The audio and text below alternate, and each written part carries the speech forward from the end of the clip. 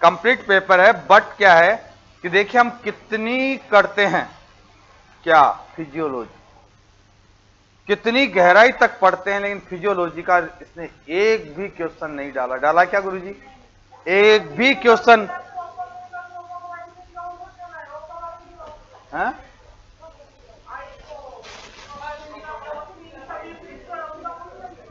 हाँ, ट्रोपोनिन वहां पर देखो, आपके पास सी आपके पास आएगा, कैल्शियम जहां जुड़ता है ना वहां पे सी ट्रोपोनिन आपके पास आ जाएगा। आईसी, हाँ, आई का पूरे। ऐसे तो देखो थोड़ा बहुत तो हो सकता है, लेकिन मैक्सिमम ऐसा क्वेश्चन नहीं है जो कि आपके पास आप कर नहीं सकते। और टेक्सोनॉमी से केवल एक क्वेश्चन आया था हाइला वाला, जो अपन ने खूब अच्छे से देखा था कि 3 चेंबर हार्ट है और इस प्रकार की चीजें। तो देखिए बेटा, इससे एक तो है कि अपने पास ज्यादा डेप्थ का क्वेश्चन नहीं आता है, बहुत रेयर केसेस में। मैंने आपको बताया केवल लैंग्वेज का और क्वेश्चन को पूछने का तरीका बदलता है। तो कैसा रहा पेपर बॉटनी में और केमिस्ट्री? बस यहीं पे जाके मामला गड़बड़ होता तुम्हारा।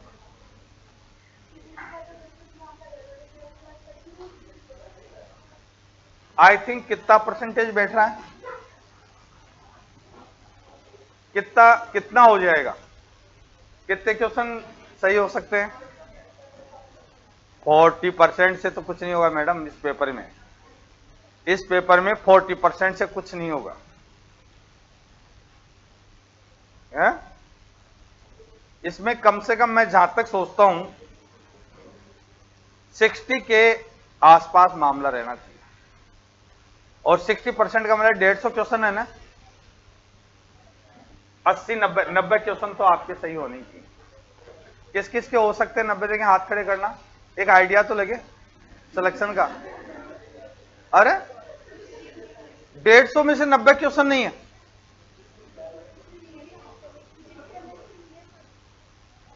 बिल्कुल ही नहीं है क्या भाई? आपके आई थिंक शायद 35, कितने क्वेश्चन 35 थे ना इसके बायोलॉजी के?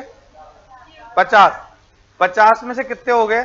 40 तो यही होंगे। आप तो 10 क्वेश्चन छोड़ दो, 40 हो गए।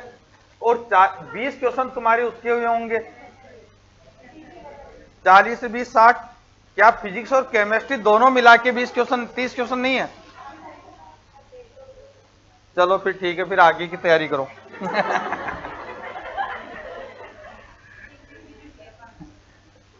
ऐसा नहीं है बेटा, अभी तो कोई पता नहीं है, आप ही की बात नहीं है। कई बार हमने देखा है कि 50 पे रह जाती कट ऑफ, क्योंकि जब आपका ऐसा हो रहा है तो हो सकता है और बच्चों का भी ऐसा हुआ।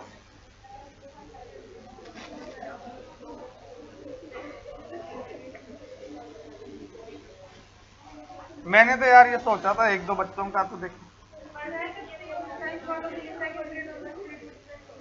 है? हाँ,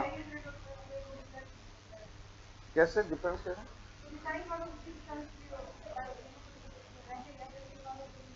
अच्छा अच्छा, हाँ, जो फिजिक्स केमिस्ट्री का।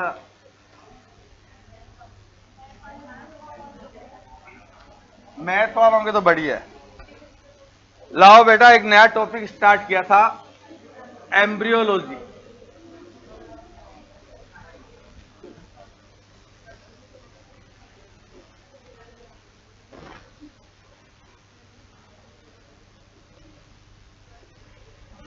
भ्रूण विज्ञान।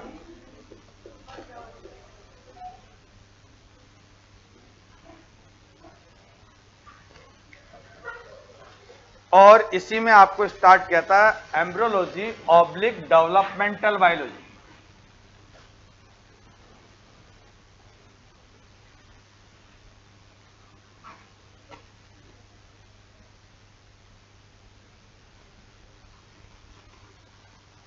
इसको बताया था क्या? विकासात्मक जीव।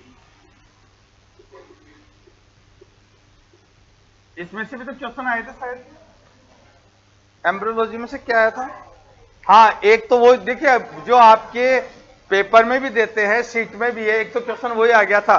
और वो तो अपन शुरू से पढ़ते आ रहे हैं, जो स्पर्मेटोजेनेसिस का क्रम, एक तो क्रम पूछा था, एक विदलन का पूछा था, प्लेसेंटा का भी आया, प्लेसेंटा का आया था, कुत्ता बिल्ली शेर मांसाहारी प्राणियों का, जो सारे एजिटी ऐसे ऐसे लिखाते।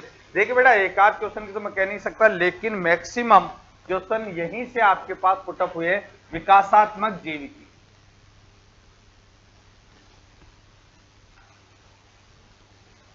इसको आप थोड़ा सा लिख लो, समझा गया था ना मैं, लिखो भ्रूण विज्ञान।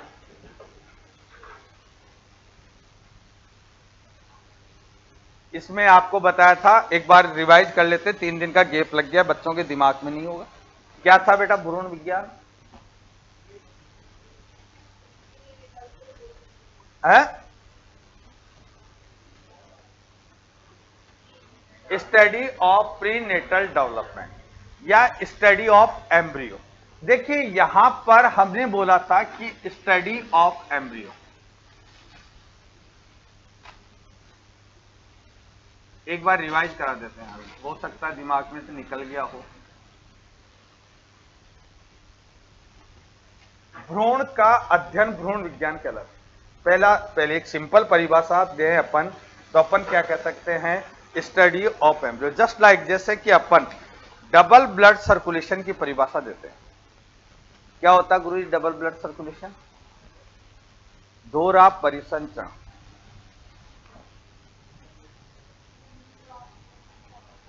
है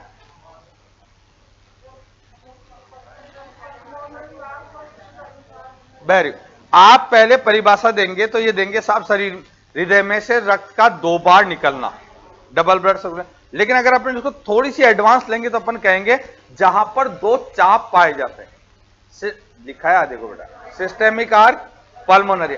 इसी प्रकार से भ्रूण विज्ञान का पहले अपन सिंपल परिभाषा तो क्या देख, आज तो बुधवार भी नहीं, गणेश जी कैसे आ रहे हैं? अरे यहां पर सबसे बड़ी इनकी बहुत समस्या, बहुत कोशिश करते हैं लेकिन ये वो उनको बाहरों काट रखते। विनायक है तो विनायक जी तो नहीं रहेंगे इसमें, क्या कहां जाएंगे? ये देखिए ना कितनी मेहरबानी है इनकी, साउथ यहीं रहते हैं और इसका रिजल्ट भी मिल रहा है इनको, ऐसी बात नहीं है। कुछ भी हो, आपको एक बात बताऊं, फिर भी सिलेक्शन होंगे यहां से, देख लेना आपको रिजल्ट आएगा जब बता देंगे कितने सिलेक्शन हुए यहीं से। ये सब विनायक जी की मेहरबानी। तो एम्ब्रियोलॉजी, एम्ब्रियोलॉजी आपके पास है स्टडी ऑफ एम्ब्रियो। अब चाहे उसका मैन्युफैक्चरिंग का लो, चाहे आप उसकी स्ट्रक्चर का लो, चाहे उसकी फिजियोलॉजी का लो। और दूसरा था स्टडी ऑफ प्रीनेटल डेवलपमेंट, जिसमें अपन ने डिस्कस कर लिया था।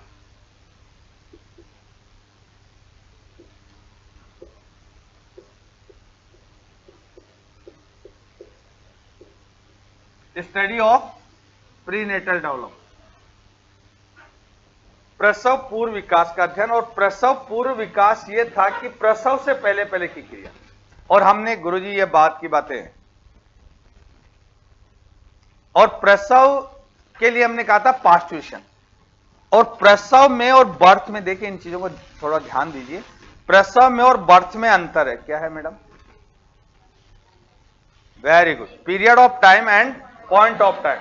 तो आप ये कह सकते हैं कि प्रसव तो आपके पास एक लंबा पीरियड है जिसके अंदर जो चेंजेज होते हैं वो सारे मिलाकर के प्रसव कह सकते हैं। लेकिन बेटा एक बात पूछो, आप में बहुत अच्छे अच्छे बच्चे बैठे हैं, what is embryo? Study of embryo की बात की ना हमने, तो एम्ब्रियो क्या है?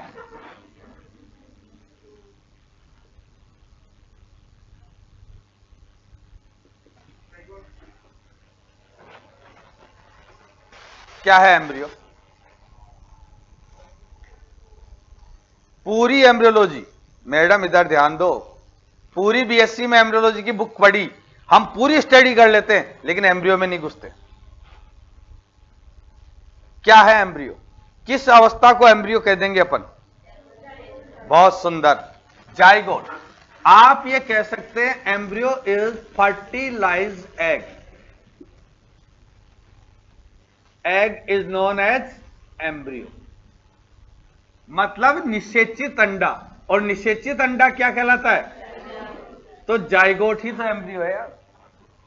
हाँ, फिर उसके बाद एम्ब्रियोनिक स्टेजेज है, cleavage, morula, blastula, most of चीज यही याद करो। एम्ब्रियोलॉजी क्वेश्चन पक्के आते हैं चाहे कोई सा एग्जाम, और तुम्हारे तो बहुत ज्यादा आएंगे। तो एम्ब्रियो क्या है? फर्टिलाइज एग इज एम्ब्रियो, निषेचित अंडा। तो मैडम मुर्गी क्या देती है? हैं? क्या देती है? तो वो क्या देगा?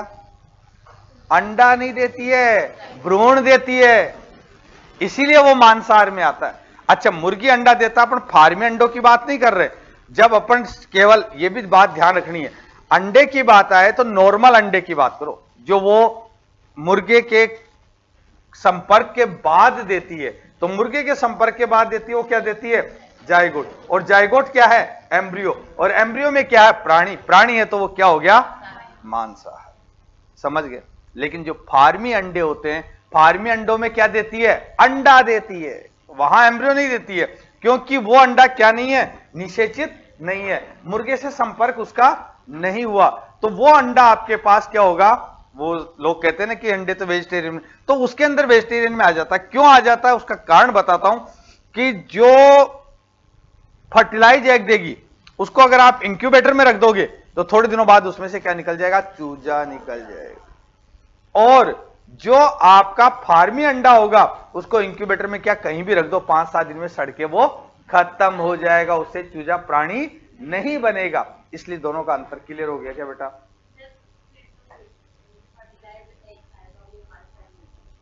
नेचुरल है बेटा, उसमें जीव है, वो प्राणी है। आप अगर उसको नहीं खाएंगे तो उससे क्या बन जाएगा? प्राणी बन जाएगा। तो नेचुरल है और उससे बनेगा नहीं, वैसे भी वो डिस्ट्रॉय होना है। मैं बहुत अच्छी बात पूछी बेटा, मैं ये चीजें वक्त आने पे बताऊंगा, एक उसको क्लियरिफाई होगा पॉइंट के ऊपर। फिर भी ये बता दूं, आपको देसी अंडा आसानी से मिलता ही नहीं है बेटा, और देसी अंडा कोई भी 7-8 रुपए में नहीं देगा। हाँ, 60-70 रुपए को। और वो बात मैं क्लीवेज में बताऊंगा, वो 60-70 की कॉस्ट होना केवल एक कॉस्ट ही नहीं है, उतना ही उसका बेनिफिट भी। हाँ गुरुजी, आप कुछ कह रहे थे? बिल्कुल बिल्कुल बिल्कुल, वो सेम चीज मिलेगी। वैसे आजकल की बात करो तो आज की एक बात और कह दूं, आजकल तो आर्टिफिशियल एग और आने लग गए, जिनका तो गुरुजी पता ही नहीं क्या होता है क्या नहीं होता। मतलब मैंने तो देखा था कहीं तो बोल कि कृत्रिम रूप से बना देते, मुर्गी की भी जरूरत नहीं पड़ती, तो उनका तो अस्तित्व भी बेकार है।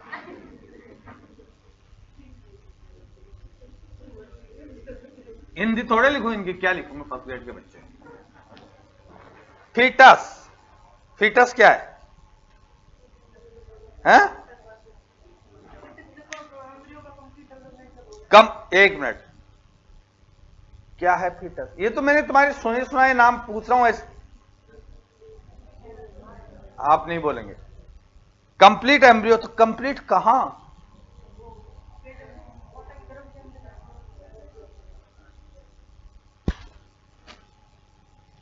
हाँ मैडम, कभी सुना फीटस?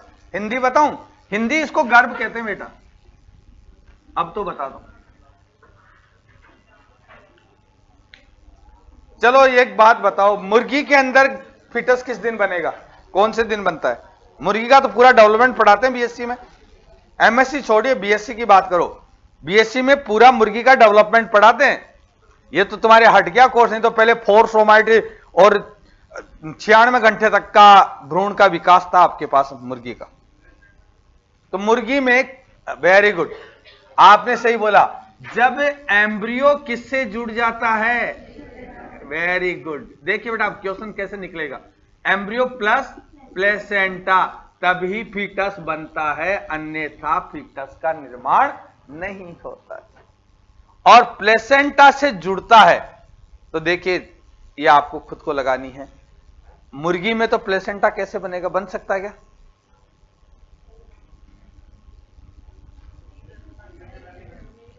क्यों नहीं बनेगा?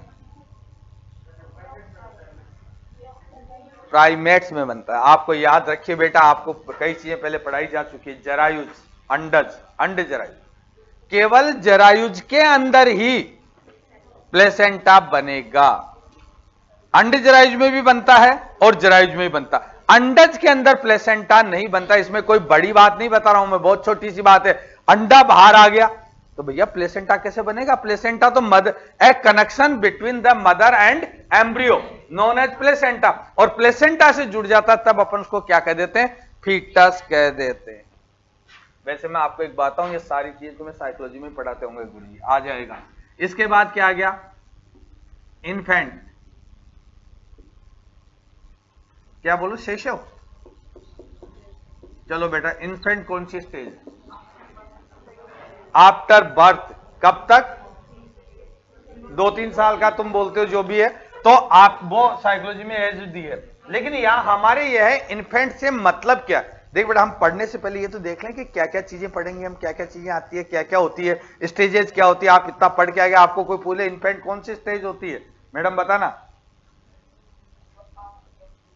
आफ्टर बर्थ कौन सी? क्या करता है इन्फेंट के अंदर? इन्फेंट कैसी अवस्था होती है? इन्फेंट, इन्फेंट का मतलब है ओनली फीडिंग स्टेज। देखा नहीं क्या आपको? छोटे बच्चा 3-4 साल तक क्या करता है? केवल हर चीज आती है उसको सीधा मुंह में रखता है। आप अगर उसको सांप भी दोगे तो वो मुंह में रखेगा, उसको कोई मतलब नहीं है क्या है। उसको उस समय एक ही चीज पर अटेंशन है, जो भी आए उसको खा लो।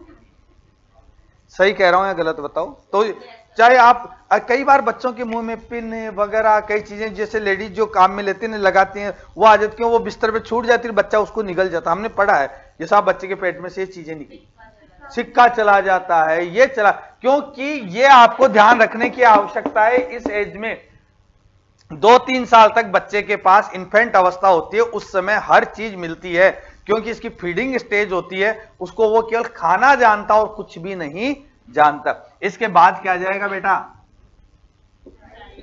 ये कौन सी स्टेज है?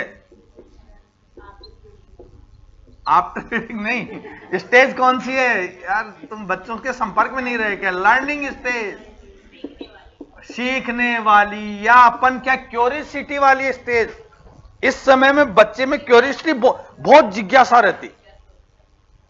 साइकोलॉजी में तो आई था ये क्या है?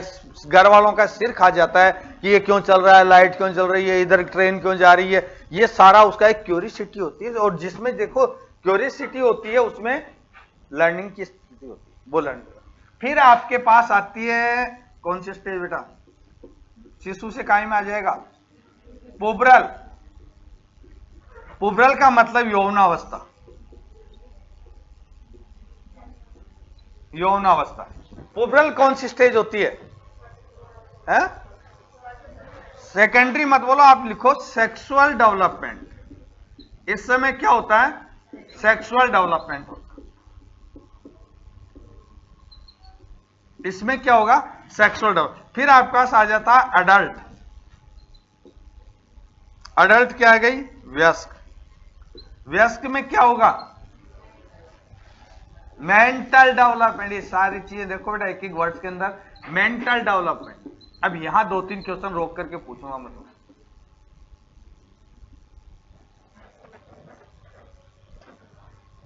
एक किन्नर है, उसको आप पुबरल कहेंगे, एडल्ट कहेंगे, या दोनों कहेंगे? पुबरल नहीं कहेंगे। थोड़ी सिंपल बातें बेटा, समाज में देखते हैं अडल्ट कहेंगे उसको। और आपको पता होना चाहिए, आप जीके वगैरह भी पढ़ते हो, कॉन्स्टिट्यूशन भी पढ़ते हो। पहले क्या था? एक किन्नर, बहुत पहले की बातें हैं जब किन्नर्स को मताधिकार या इलेक्शन लड़ने का अधिकार नहीं था।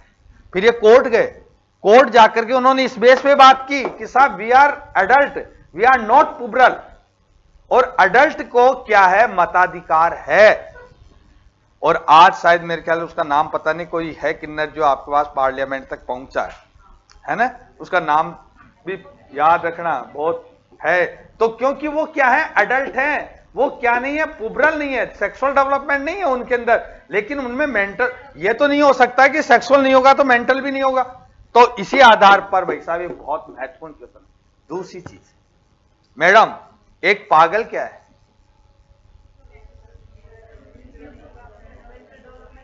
मेंटल। आपको होगा, आपकी जीके में भी पढ़ते हैं, एक पागल को वयस्क मताधिकार नहीं है। हाँ, जो भी आर्टिकल तो इतना तो नहीं पढ़ा मैंने हाँ, जो ये रखो, ये चीजें आते हैं क्योंकि वो क्या नहीं है, अडल्ट नहीं है, क्योंकि पागल की मानसिक स्थिति सही नहीं है, तो हम ये कह सकते हैं उसमें मानसिक विकास नहीं है। चलो जी, इसके बाद क्या आ जाएगा? हा?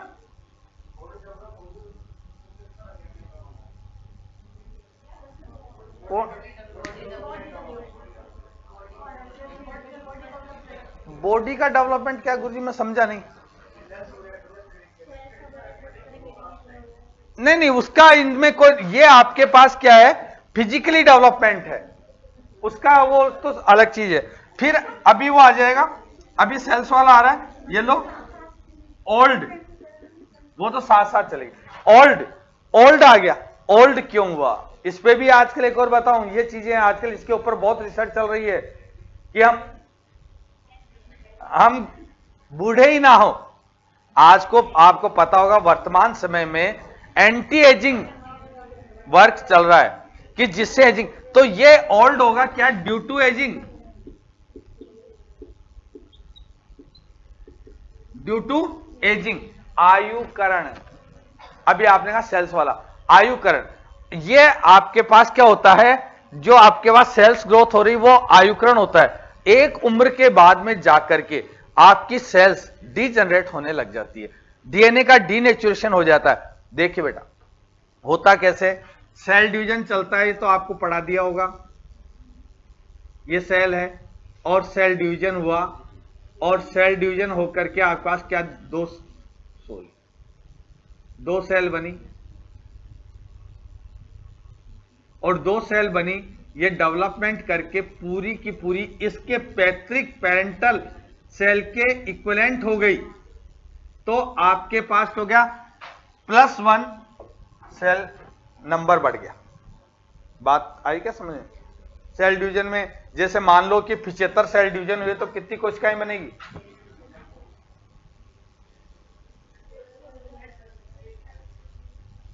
ये ऐसा क्वेश्चन जरूर आता है।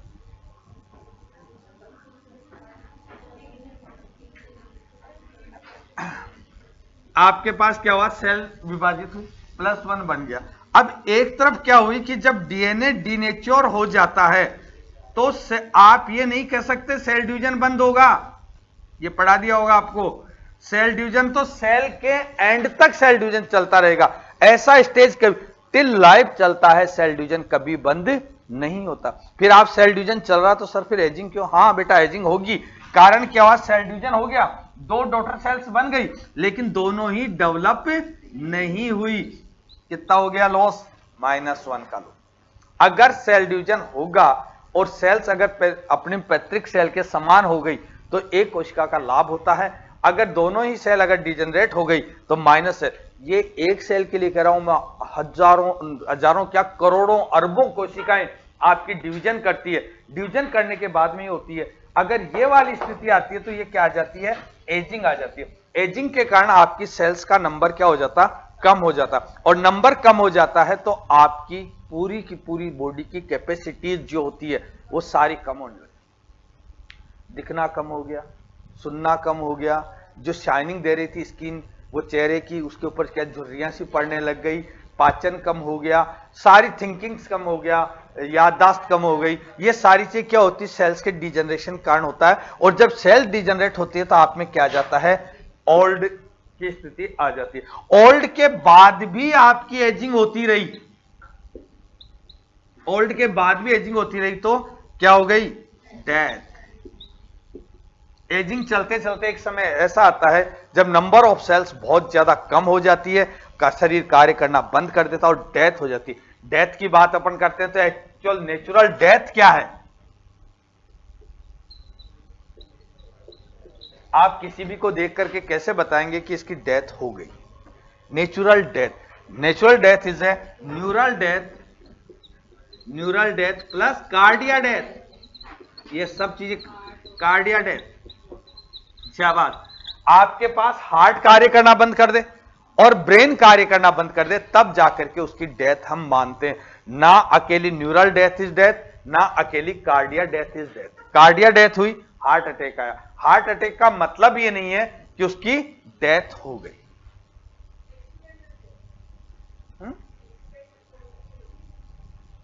एक्सीडेंटल कैसे मैडम? जो भी डेथ होगी उसके अंदर क्या होगा? Neural death plus cardiac death. अगर आपके पास अकेला हार्ट की डेथ हुई या हार्ट कार्य करना बंद कर दिया, इसका मतलब डेथ नहीं है बेटा। अगर उस ड्यूरेशन के अंदर आप अगर उस पेशेंट को डॉक्टर के पास ले जाते हैं, उसको आप मेडिकल रिलीफ दिला देते हैं, तो कई बार वो बच भी जाता है। क्यों? कि अभी हार्ट की डेथ हुई है, ऑक्सीजन सप्लाई बंद हुई है, लेकिन अभी तक पूरा ब्रेन डेड नहीं हुआ है। जब तक पूरा ब्रेन डेड होता है, जब तक अगर सप्लाई वापस चालू हो जाती है, तो वो प्राणी वापस जिंदा हो जाता है। इसी प्रकार से neural death is not death. Coma के अंदर प्राणी गया, उसका मतलब क्या हो गया? उसकी न्यूरल डेथ हो चुकी है, लेकिन उसकी क्या अभी दिल धड़क रहा है, कार्डिया डेथ नहीं हुई है। हाँ, लेकिन जब दोनों अगर अपन कहते फिर हार्ट अटैक से क्यों मरता है? हार्ट अटैक से इसलिए मरता है कि आपका जब हार्ट अटैक आता है, हार्ट कार्य करना बंद कर देता है, ऊपर ब्लड जाना शुरू हो जाता है, 3-4 घंटे, इतना समय जरूर देता है। ये समझदारी की बात, ये ध्यान रखने की बात है। 3-4 घंटे का समय तो आपको मिलता ही मिलता है। अगर उस समय के अंदर अगर आप पहुंचते हो तो बात है, बाकी फिर ऊपर वाले की मर्जी। तो ये थे आपके कुछ पॉइंट्स। तो ये बात आई थी, अपनी स्टार्ट हुई थी कहीं पर, केवल वर्ड चल था एम्ब्रियो। प्रीनेटल आपको बता चुका हूं, बर्थ से पहले पहले, पास्चुरेशन से पहले पहले की घटनाएं आपके पास किसमें आती है? प्रीनेटल डेवलपमेंट में आती है। और पास्चुरेशन के बाद की घटनाएं पोस्टनेटल डेवलपमेंट में आती है। और अगर प्रीनेटल एंड पोस्टनेटल डेवलपमेंट किया तो पूरा डेवलपमेंट हो गया। और बोलो, क्या पोस्टनेटल डेवलपमेंट के बाद भी कुछ डेवलपमेंट बचता है? वो हमारे सब्जेक्ट से बाहर का मामला है। वो एक आजकल एक ब्रांच खुल गई, पैरासाइकोलॉजी, सुनाओ? नहीं, पैरासाइकोलॉजी ब्रांच खुली है, जिसके अंदर क्या है कि आफ्टर पोस्टनेटल डेवलपमेंट का स्टडी किया जाता है, आफ्टर डेथ आत्मा। हाँ, ये पैरासाइकोलॉजी ब्रांच है, वो एक अलग है, उसकी बात अलग है। तो अब आप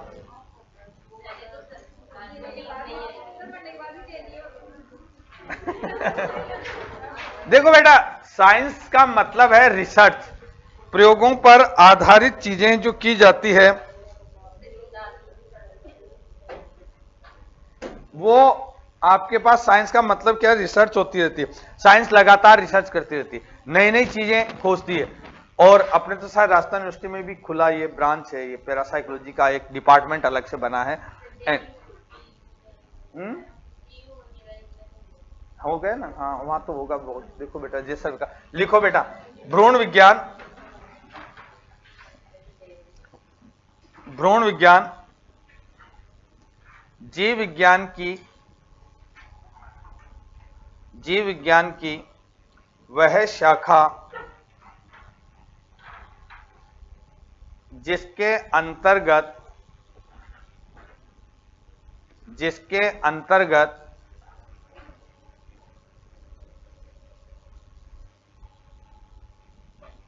भ्रूण के विकास एवं परिवर्धन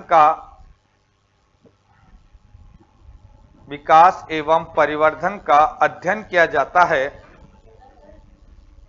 जिसके अंतर्गत भ्रूण के विकास एवं परिवर्धन का अध्ययन किया जाता है, डेवलपमेंट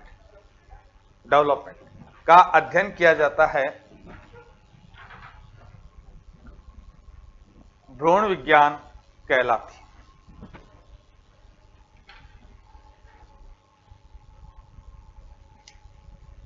अथवा लिख करके दूसरे पैरा से शुरू कीजिए। ये तो ऐसे ही उतर जाएंगे, कोई दिक्कत नहीं। अथवा जीव विज्ञान की वह शाखा जिसके अंतर्गत प्रसव पूर्व विकास का अध्ययन किया जाता है, स्टडी ऑफ प्रीनेटल डेवलपमेंट, जिसके अंतर्गत प्रसव पूर्व विकास का अध्ययन किया जाता है, स्टडी ऑफ प्रीनेटल डेवलपमेंट।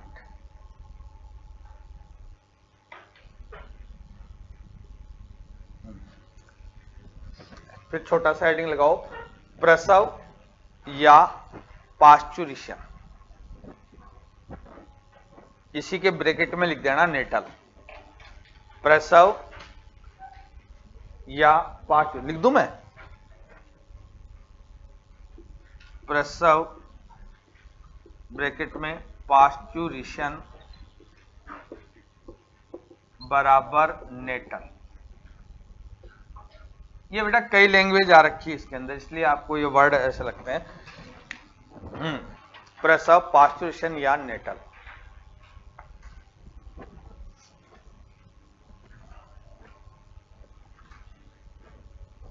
मानव में निषेचन के 280 दिन पश्चात, मानव में निषेचन के 280 दिन पश्चात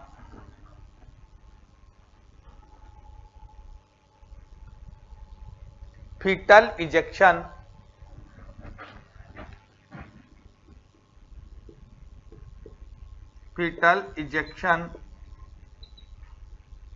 संपन्न होते हैं। फीटल इजेक्शन संपन्न होते हैं जिनकी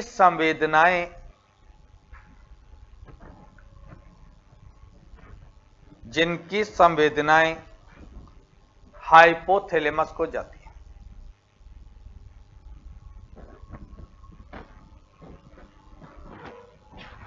इसके कारण मादा प्राणी के शरीर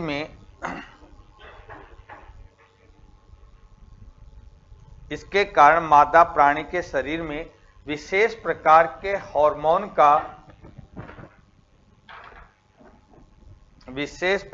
के हार्मोन का स्तर बढ़ता है, जिसके कारण मादा प्राणी के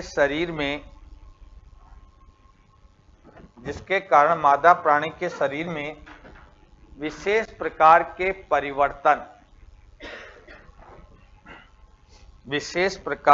परिवर्तन संपन्न होते हैं एवं ये सभी परिवर्तन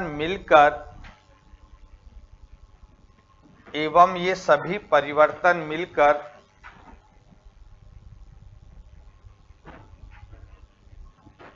प्रसव कहलाते हैं।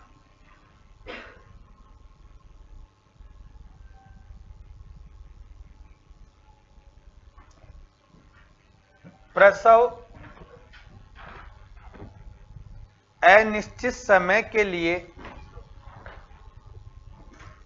होने वाली प्रक्रिया होती है। प्रसव अनिश्चित समय के लिए होने वाली प्रक्रिया होती है। पहला लिखिए बेटा ऑक्सीटोसिन।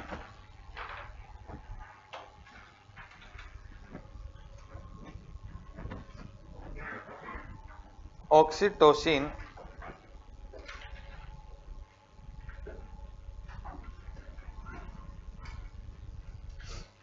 मादा प्राणी में ऑक्सीटोसिन हार्मोन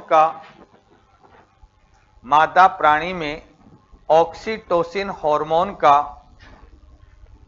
स्तर बढ़ जाने से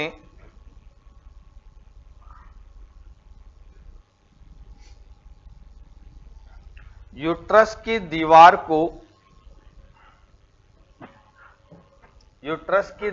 को संकुचित किया जाता है, कॉन्ट्रैक्ट यूटेराइन वॉल।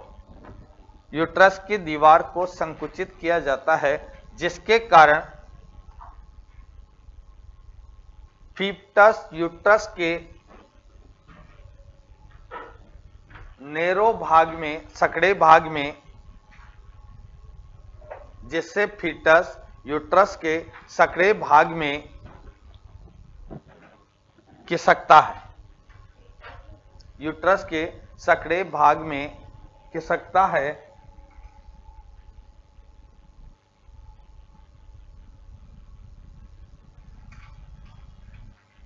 एवं मादा प्राणी में एक विशेष प्रकार का दर्द उत्पन्न होता है जो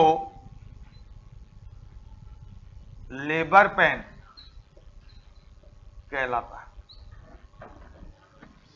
ये क्वेश्चन तो कई बार आया बेटा। अतः इसे जो लेबर पेन कहलाता है, अतः इसे लेबर हार्मोन के नाम से जाना जाता है। पहली चीज समझ में आ गई।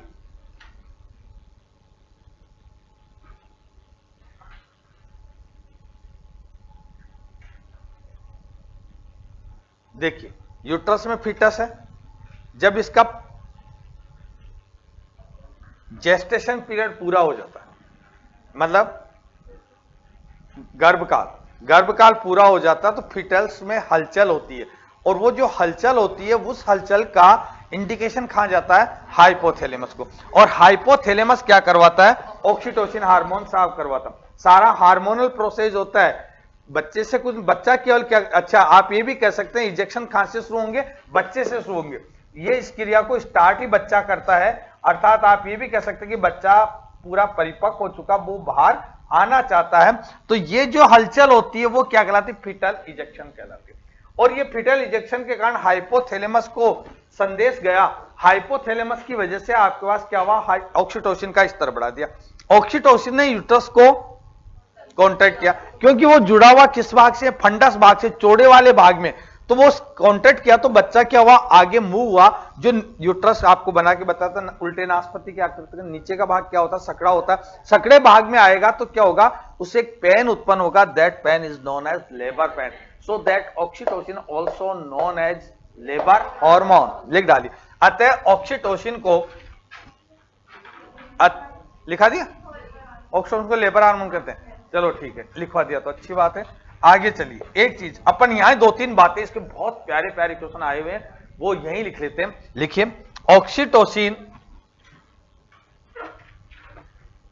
ऑक्सीटोसिन के कारण मदर में शिशु के प्रति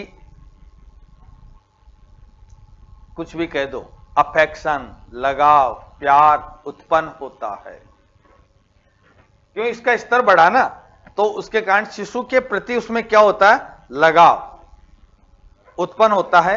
अतः इसे अफेक्शन अथवा लविंग हार्मोन के नाम से जाना जाता है। अफेक्शन हार्मोन या लविंग हार्मोन, अफेक्शन हार्मोन या लविंग हार्मोन के नाम से जाना जाता है। देखिए बेटा, प्रेगनेंसी एक अलग चीज है, लेकिन पास्चुरेशन या बर्थ अलग चीज है।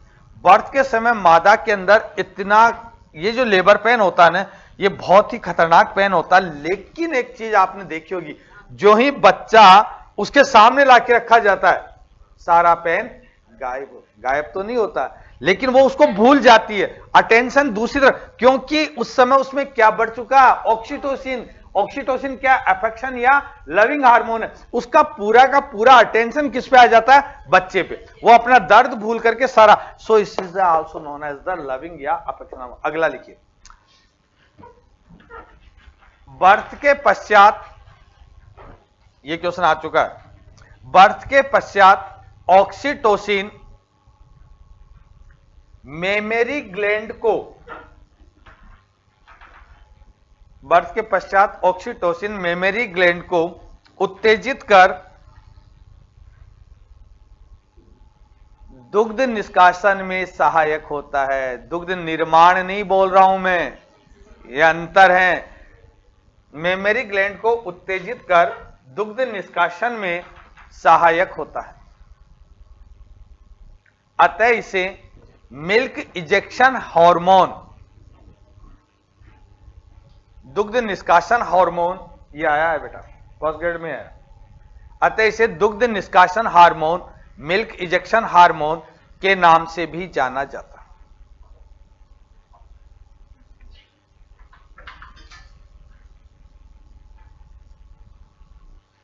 अगला देखिए, तो इसका आपको मैं शायद बता के जा चुका हूं कि मवेशियों के अंदर जब उनका बच्चा वगैरह एक्सपायर हो जाता है, वो दूध नहीं देते हैं, तो उनके ऊपर क्या लगाते हैं, ऑक्सीटोसिन इंजेक्शन लगाते हैं। एक चीज और लिखिए, प्रारंभ काल में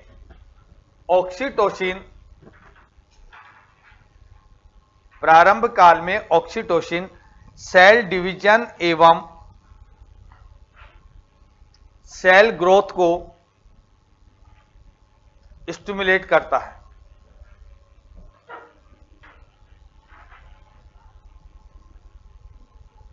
प्रारंभिक काल में ऑक्सीटोसिन सेल डिवीजन एवं सेल क्या लिखा, ग्रोथ को स्टिमुलेट करता है। अतः यह हार्मोन प्राणी के विकास में सहायक होता है। अतः यह हार्मोन प्राणी के विकास में सहायक होता है।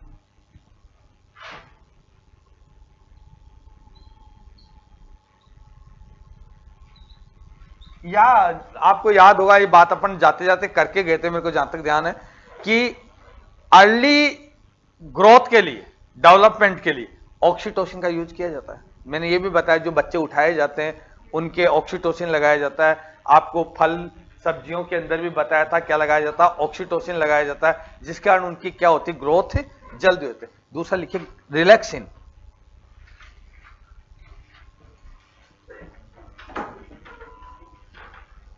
दूसरा लिखो रिलैक्सिन।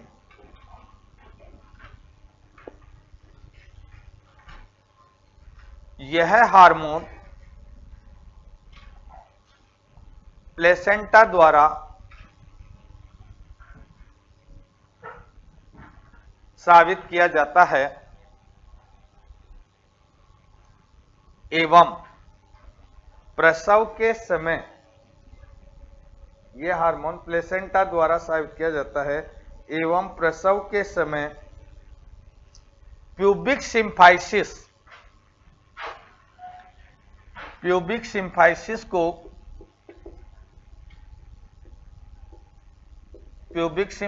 को रिलैक्स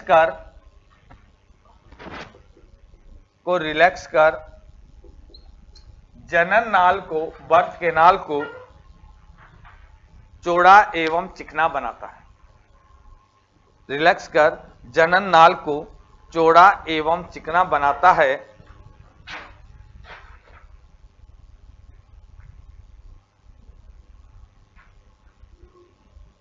जिसके कारण बर्थ संपन्न हो सके,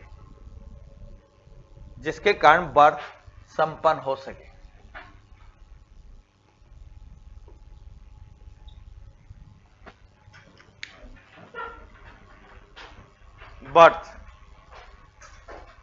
लिखो जन्म।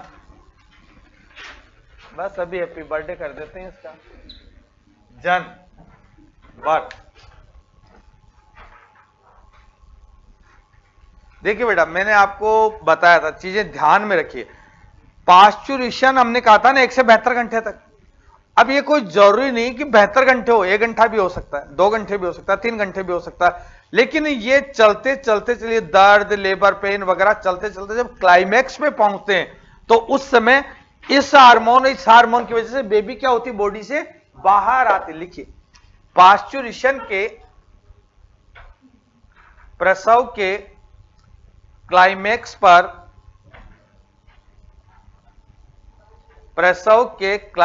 पर फीटस का, अभी तक फीटस है, फीटस का माता के शरीर से बाहर आना, फीटस का माता के शरीर से बाहर आना क्या कहलाता है, बर्थ कहलाता है। इसमें तो कुछ नहीं, इसमें चेंजेस जो होने थे वो तो पास्चुरेशन में होंगे, इसमें तो केवल क्या है कि बिल्कुल बॉडी से बाहर आना। यह एक निश्चित समय के लिए होने वाली प्रक्रिया होती है, यह एक निश्चित समय के लिए होने वाली प्रक्रिया होती है।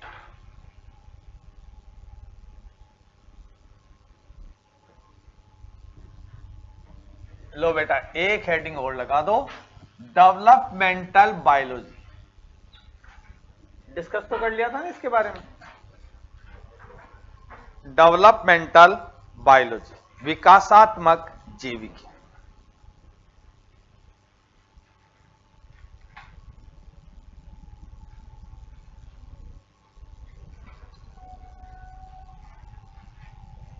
अच्छा, आपके कोर्स में एम्ब्रियोलॉजी या डेवलपमेंटल बायोलॉजी है?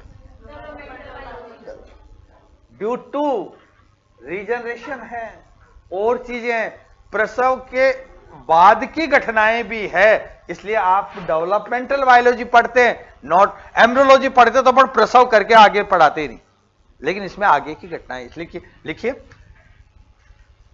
प्रसव पूर्व एवं study of prenatal and postnatal development, प्रसव पूर्व एवं प्रसव पश्चात विकास का अध्ययन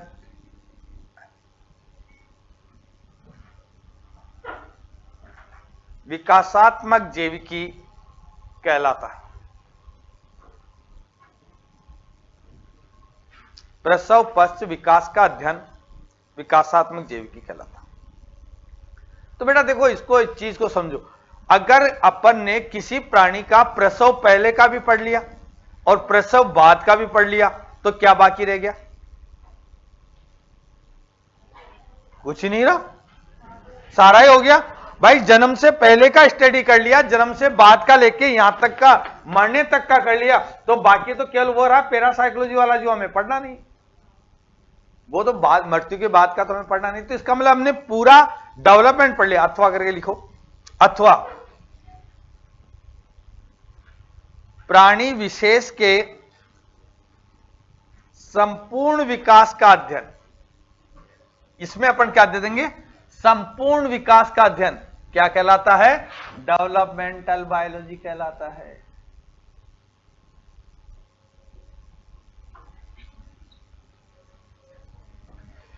एक छोटा सा ये क्वेश्चन इस पे आ ही जाता है, इसलिए इसको भी लिख लो।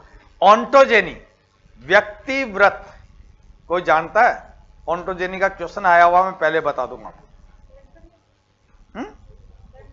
ना ना ना ना, ओंकोजेनिक होता है। ये नाम मिलते जुलते से होते हैं। ऑन्टोजेनी देखो,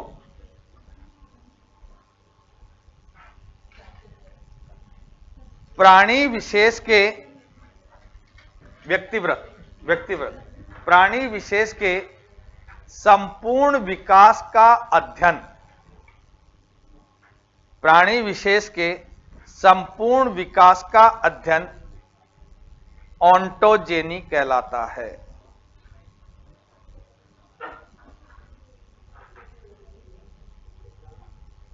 अब देखो, अब तुम खुद ही लगा लो, इसके जस्ट ऊपर, मैं वही बोल रहा हूं, तू बोल रही है, मैं कह रहा हूं जिसके जस्ट ऊपर देखो सेम बात है ना? तो आप नीचे एक लाइन लिख दो, ऑन्टोजेनी बराबर डेवलपमेंटल बायोलॉजी। बिल्कुल सही बात है बेटा, ऑन्टोजेनी बराबर डेवलपमेंटल, इसका सिनोनिम। लेकिन देखो बेटा, इसमें चेंज हो गया थोड़ा सा, इसको देखना है। यहां पर क्या हो रहा है? एम्ब्रियोनिक डेवलपमेंट पढ़ रहे हैं अपन। यहां पर प्राणी का विकास, पर्टिकुलर प्राणी का विकास, जैसे स्तनधारियों का विकास, नहीं सॉरी, मानव का विकास, ये अपन ने मानव का पढ़ा, तो इसमें मानव का विकास, सर्प का विकास, लिजार्ड का विकास, फ्रॉग का विकास, ये सारे इसमें आ जाएंगे। तो इसका अपोजिट वर्ड क्या होगा वो भी देख लो, फाइलोजेनी। ये जरूर पूछेगा बेटा, फाइलोजेनी।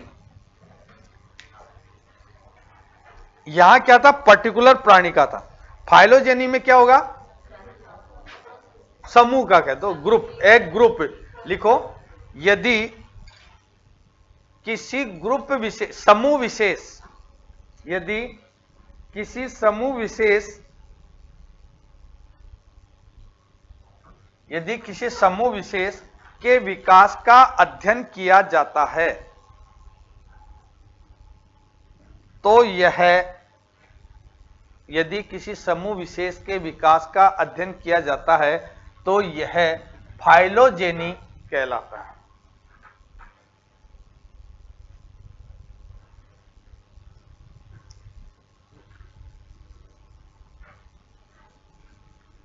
ये हो गया। अच्छा, तो पहले इसका एग्जाम्पल दे लो। जैसे एग्जाम्पल लिखो, जैसे स्तनियों का विकास, सरीसृप का विकास आदि। यहां पूरा समूह आ गया इसके अंदर। स्तनधारी में एक पूरा का पूरा ग्रुप आ गया, इसमें कुत्ता, बिल्ली, शेर, घोड़ा, गधा सब आ गया। तब तो क्या कहलाएगा? फाइलोजेनी। और अकेले कुत्ते का विकास करना है तो वो हो गया ओंटोजेनी। ये दोनों अंतर देखो। आपके पास क्या हो गया? फाइलोजेनी में क्या आ गया? स्तनधारियों का विकास, सरीसृप का विकास। वो एक वर्ड और लिखो, इवोल्यूशन। इवोल्यूशन, इसका पहला ही क्वेश्चन था तुम्हारे कल। न्यूला मार्केज, मैकडुगल, सुमनर। इवोल्यूशन विभिन्न समूहों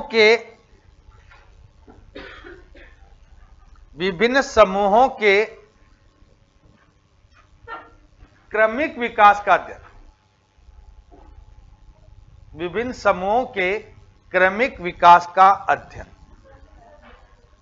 सीरियली क्रमिक विकास का अध्ययन, serially development of different groups.